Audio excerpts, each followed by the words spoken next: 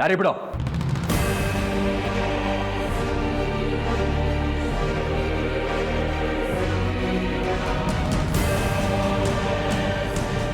ಇವ್ನು ಯಾಕೆ ಮದುವೆ ಟಾಪಿಕ್ ಎತ್ತಿದ್ರೆ ಹಾವು ತುಳ್ದವನಂಗೆ ಬೆಚ್ಚ ಬೀಳ್ತಾನೋ ನನಗಂತೂ ಗೊತ್ತಿಲ್ಲ. ಆದರೆ ನಿನಗೆ ನನ್ನ ಮದುವೆ ಆಗೋದಕ್ಕೆ ಇಷ್ಟ ಇದೆಯೋ ಇಲ್ವೋ ಅನ್ನೋದು ನನಗೆ ಬೇಕಾಗಿಲ್ಲ. ಆದರೆ ನಾನು ನಿನ್ನ ಹೆಂಡತಿ ಆಗಬೇಕು ಅಷ್ಟೇ. ಅದಕ್ಕೆ ಹೇಗಾದರೂ ಮಾಡಿ ನಿನ್ನ ನನ್ನ ದಾರಿಗೆ ಕರ್ಕೊಂಡು ಬಂದೇ ಬರ್ತೀನಿ. ಹೌದು, ಹೇಗೆ ಈ ಅರ್ಜುನ ನನ್ನ ದಾರಿಗೆ ತರೋದು ಅಂತಲೇ ನನಗೆ ಗೊತ್ತಾಗ್ತಿಲ್ವಲ್ಲ.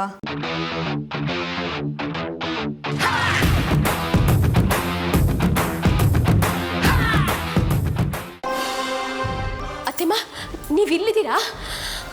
ಯಾಕೆಮ್ಮ, ಏನಾಯಿತು? ಯಾಕೆ ಗಾಬರಿ ಆಗಿದೆಯಾ? ದೊಡ್ಡ ಅನಾಹುತ ಆಗೋಗಿದೆ ಅತ್ತೆಮ್ಮ. ನಿಮಗೆ ಹೇಗೆ ತಿಳಿಸೋದು ಅಂತಲೇ ಗೊತ್ತಾಗ್ತಾ ಇಲ್ಲ. ಅದೇನಾಯಿತು ಅಂತ ಹೇಳೆ. ನೀನು ಈ ರೀತಿ ತಡೆಪಾಡ ಇರಿಸಿದ್ರೆ ನನ್ನ ಜೀವನೇ ಜಲ್ಲನ್ನತ್ತೆ. ಹಾವು ಅತ್ತೆಮ್ಮ.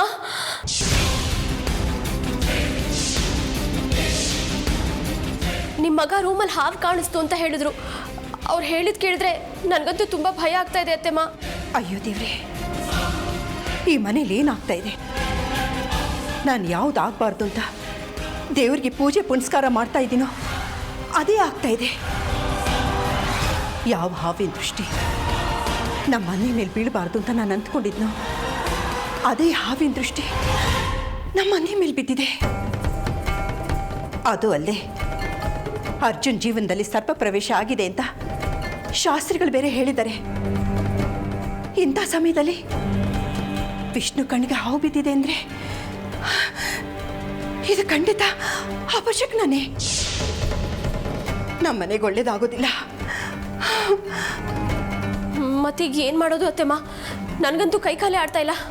ಇದೇನೇಮ್ಮ, ಈ ಮನೆಗೆ ಎಲ್ರಿಗೂ ಧೈರ್ಯ ಹೇಳ್ತಾ ಇದ್ದಳು ನೀನು. ನೀನೇ ಈ ರೀತಿ ಧೈರ್ಯ ಕೆಟ್ಟರೆ ಹೇಗೆ ಹೇಳು? ಅದು ಹಾಗಲ್ಲ ಅತ್ತೆಮ್ಮ. ನೋಡು, ನೀನೇನು ಮಾತಾಡಬೇಡ. ಮೊದಲು ನಿನ್ನ ಗಂಡನಿಗೆ ಹೋಗಿ ಸ್ವಲ್ಪ ದಿನ ಹುಷಾರಾಗಿರೋಕ್ಕೆ ಹೇಳು. ಇದೆಲ್ಲ ಪರಿಹಾರ ಆಗಬೇಕು ಅಂದರೆ ಆದಷ್ಟು ಬೇಗ ನಾವು ಅರ್ಜುನನಿಗೆ ಮದುವೆ ಮಾಡಬೇಕು.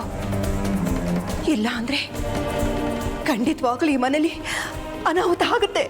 ಅತ್ತೆಮ್ಮ, ಈ ಮನೇಲಿ ಒಳ್ಳೆ ಕೆಲಸಕ್ಕೆ ಮುಹೂರ್ತಗಳೇ ಇಲ್ಲ ಅಂತ ಶಾಸ್ತ್ರಿಗಳು ಹೇಳಿದನ್ನ ಮರ್ತ್ಬಿಟ್ರ? ಅದು ಅಲ್ಲದೆ ಅರ್ಜುನ್ ಮದುವೆ ಮಾಡಬೇಕು ಅಂದರೆ ಮೊದಲು ಅವನು ಮಯೂರಿನ ಮದುವೆ ಆಗೋಕ್ಕೆ ಒಪ್ಕೋಬೇಕು. ಅವನನ್ನು ಹೇಗೆ ಒಪ್ಸೋದು ಅಂತಾನೆ ಗೊತ್ತಾಗ್ತಿಲ್ವೇ? ಹೇಗೆ ಒಪ್ಸೋದು ಅಂತ ಸುಮ್ಮನೆ ಇದ್ರೆ ಆಗೋದಿಲ್ಲ ಹೇಮಾ. ಒಳ್ಳೆ ಮುಹೂರ್ತ ಇಲ್ಲ ಅಂತ ಸುಮ್ಮನೆ ಇರೋದಕ್ಕಾಗತ್ತಾ? ಅದಕ್ಕೆ ಬೇರೆ ದಾರಿನ ಹುಡುಕ್ಲೇಬೇಕು. ಇಲ್ಲ ಅಂದರೆ ಅರ್ಜುನನ್ಗೆ ಸರ್ಪದಿಂದ ಜೀವ ಕಂಟಕ ಬರೋದು ಖಂಡಿತ. ಈ ಹಾವು ಎಲ್ಲಿಂದ ಬಂತು? ಯಾವ ರೂಪದಲ್ಲಿ ಸೇರ್ಕೋಬೇಕು ಅಂತ ವಂಚಾಗ್ತಾ ಇದೆಯೋ ಆ ದೇವ್ರಿಗೆ ಗೊತ್ತು. ದೇವ್ರೆ, ನಮ್ಮನ್ನ ಈ ಮನೇನ ನೀನೇ ಕಾಪಾಡಬೇಕಪ್ಪ ಪರಮೇಶ್ವರ. ಕರಣಗೂ ಸ್ವಲ್ಪ ಫ್ರೀ ಆಗುತ್ತೆ. ಎಲ್ಲ ಕೆಲಸನೂ ಅವನೊಬ್ಬನೇ ನಿಭಾಯಿಸೋದು ಕಷ್ಟ ಆಗುತ್ತೆ.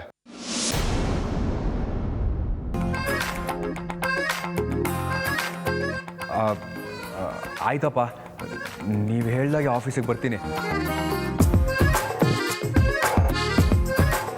ಆದರೆ ಇವತ್ತೊಂದಿನ ನನ್ನ ಬಿಟ್ಬಿಡಿ. ನನಗೊಂದು ಸ್ವಲ್ಪ ಮುಖ್ಯವಾದ ಕೆಲಸ ಇದೆ, ಅದು ಮುಗಿಸ್ಕೊಂಬರ್ತೀನಿ. ಏನು ಅಂತ ಗನಂದಾರಿ ಕೆಲಸ? ಅದು ಮಯೂರಿನ ಶಾಪಿಂಗ್ ಕರ್ಕೊಂಡು ಹೋಗೋಣ ಅಂತಪ್ಪ.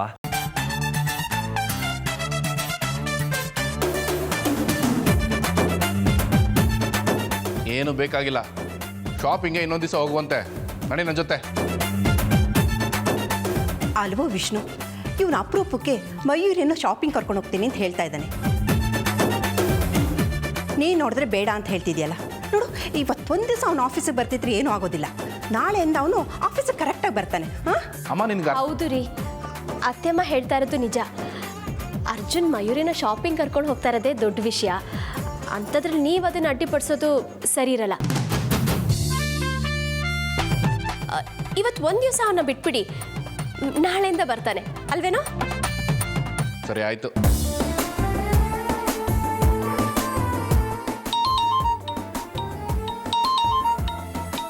ಹಲೋ,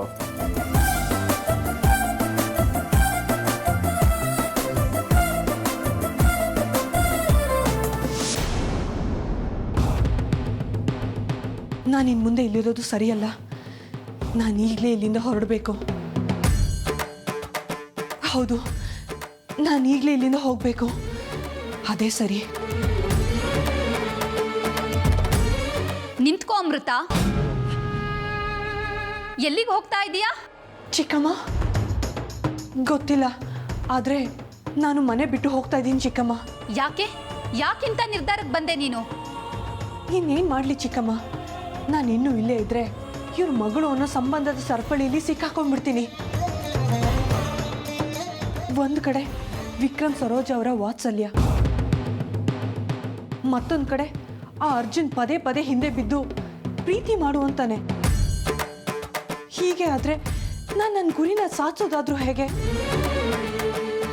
ಈಗ ನೋಡಿದ್ರೆ ವಿಕ್ರಮ್ ಅವರು ಆಫೀಸಿಗೆ ಬಂದು ತನ್ನ ಜವಾಬ್ದಾರಿಗಳನ್ನ ನೋಡ್ಕೋಬೇಕು ಅಂತ ಹೇಳ್ತಿದ್ದಾರೆ. ಹೀಗೆ ಆದರೆ ನಾನು ನನ್ನ ತಂದೆ ತಾಯಿನ ಕೊಂದವ್ರ ಮೇಲೆ ಸೇಡ್ ತೀರ್ಸ್ಕೊಳ್ಳೋದಕ್ಕೆ ಹೇಗಾಗುತ್ತೆ ಚಿಕ್ಕಮ್ಮ? ಅದು ಅಲ್ಲದೆ ನಾನು ಇಲ್ಲಿದ್ದಷ್ಟು ದಿನ ಕಳೆದೋಗಿರೋ ನನ್ನ ತಾಯಿ ದೇಹ ನನಗೆ ನೆನಪಿಗೆ ಬರ್ತಾನೆ ಇರುತ್ತೆ. ಅದಕ್ಕೆ ನಾನು ಈಗಲೇ ಈ ಮನೆ ಬಿಟ್ಟು ಹೋಗ್ತೀನಿ. ನೀನ್ ಇಲ್ಲಿಂದ ಹೋದ್ರೆ ನಿನ್ ಸಮಸ್ಯೆಗೆ ಪರಿಹಾರ ಸಿಗುತ್ತಾ ಅಮೃತ? ಹೌದು, ಸಿಗುತ್ತೆ. ನಾನು ಅವತ್ತೇ ಈ ಮನೆ ಬಿಟ್ಟು ಹೋಗೋದಕ್ಕೆ ಹೊರಟಿದ್ದೆ. ಆದರೆ ಅದೇ ಸಮಯಕ್ಕೆ ಸರಿಯಾಗಿ ಸರೋಜ ಅವ್ರಿಗೆ ಹಾವು ಕಚ್ಚಿಬಿಡ್ತು. ಅವ್ರನ್ನ ಬದುಕಿಸೋ ಬರದಲ್ಲಿ ನಾನು ಇಲ್ಲಿಂದ ಹೋಗೋ ಯೋಚನೆನೇ ಬಿಟ್ಟೆ. ಆದರೆ ಈಗ ನಾನು ಈ ಮನೆಯಿಂದ ಹೋಗಲೇಬೇಕು. ಹೋಗ್ತೀನಿ ಚಿಕ್ಕಮ್ಮ. ನಿಂತ್ಕೋ ಅಮೃತ. ನೀನ್ ಹೇಳೋದೆಲ್ಲ ಸರಿ, ನಾನ್ ನಿನ್ ಮಾತನ್ನ ಒಪ್ಕೊಳ್ತೀನಿ. ಹಾಗಂತ ಈಗ ನೀನ್ ಈ ಮನೆ ಬಿಟ್ಟು ಹೋಗೋದು ಸೂಕ್ತ ಅಲ್ಲ. ನಿನಗೆ ಈ ಮನೆಗಿಂತ ಸುರಕ್ಷಿತವಾದ ಜಾಗ ಬೇರೆ ಸಿಗಲ್ಲ ಅಮೃತ. ಅದಕ್ಕೆ ಹೇಳ್ತಾ ಇದ್ದೀನಿ, ನೀನ್ ಈಗ ಈ ಮನೆಯಿಂದ ಹೊರಗೆ ಹೋಗ್ಬೇಡ. ಇಲ್ಲ ಚಿಕ್ಕಮ್ಮ, ನನ್ನಿಂದ ಈ ಮನೇಲಿ ಇರೋದಕ್ಕೆ ಆಗ್ತಿಲ್ಲ. ಕಷ್ಟ ಆದ್ರೂ ಇಷ್ಟಪಟ್ಟು ಇರಬೇಕು ಅಮೃತ. ನೀನ್ ಮನೆಯಿಂದ ಹೊರಗೋಗಿದ ತಕ್ಷಣ ನಿನ್ನ ಶತ್ರುಗಳು ನಿನ್ನನ್ನ ಹಿಂಬಾಲಿಸ್ಕೊಂಡು ಬರ್ತಾರೆ. ನಿನ್ನ ತಂದೆ ತಾಯಿನ ಕೊಂದ ಹಾಗೆ ಸಾಯಿಸಿದ್ರು ಸಾಯಿಸಬಹುದು. ಅದಕ್ಕೆ ನಾಗಮಣಿ ಸಿಗೋ ತನಕ ನೀನ್ ಇಲ್ಲಿಂದ ಎಲ್ಲೂ ಹೋಗ್ಬೇಡ.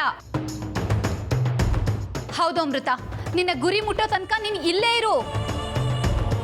ನಿನ್ನ ಸ್ಥಿತಿ ನನಗೆ ಅರ್ಥ ಆಗುತ್ತೆ. ಆದ್ರೆ ಕೆಲವೊಂದು ಸತ್ಯಗಳನ್ನ ನಿನಗೆ ಹೇಳೋಕ್ಕಾಗ್ತಾ ಇಲ್ಲ.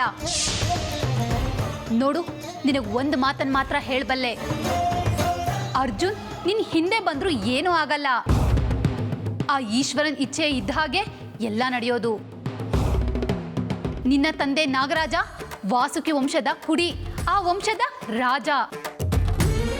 ಆದ್ರೂ ಅವ್ರನ್ನ ಒಬ್ಬ ಮಾನವ ಸಾಯಿಸ್ದ ಅಂದ್ರೆ ಅದು ಅವನ ಶಕ್ತಿಯಿಂದ ಅಲ್ಲ, ಆ ಈಶ್ವರನ ಇಚ್ಛೆಯಿಂದ ಮಾತ್ರ ಇವೆಲ್ಲ ಆಗೋದಕ್ಕೆ ಸಾಧ್ಯ.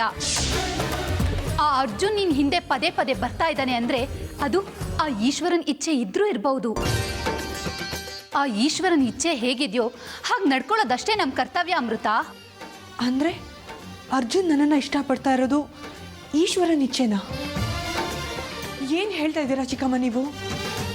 ಚಿಕ್ಕಮ್ಮ, ಇಲ್ಲ ಇಲ್ಲ, ಅರ್ಜುನ್ ನನ್ನ ಪ್ರೀತಿ ಮಾಡೋದು ಈಶ್ವರನ ಇಚ್ಛೆ ಆಗಿದ್ರು ನನ್ನ ಇಚ್ಛೆ ಇರೋದು ನನ್ನ ತಂದೆ ತಾಯಿ ಕೊಂದ ಆ ದುಷ್ಟರನ್ನ ಕೊಲ್ಲೋದು. ಅರ್ಜುನ ನಾನು ಮದುವೆ ಆಗೋದಿರಲಿ, ಅವನು ನನ್ನನ್ನು ಹತ್ರ ಬರೋದಕ್ಕೂ ಬಿಡಲ್ಲ. ಅದು ನನ್ನ ಬದುಕಲ್ಲ. ನನ್ನ ಬದುಕು, ನನ್ನ ಗುರಿ ಬೇರೆನೇ ಇದೆ. ನನ್ನ ಬದುಕನ್ನು ಬೇರೆಯವ್ರ ಕೈಲಿ ಕೊಡೋದಕ್ಕೆ ನನಗಿಷ್ಟ ಇಲ್ಲ.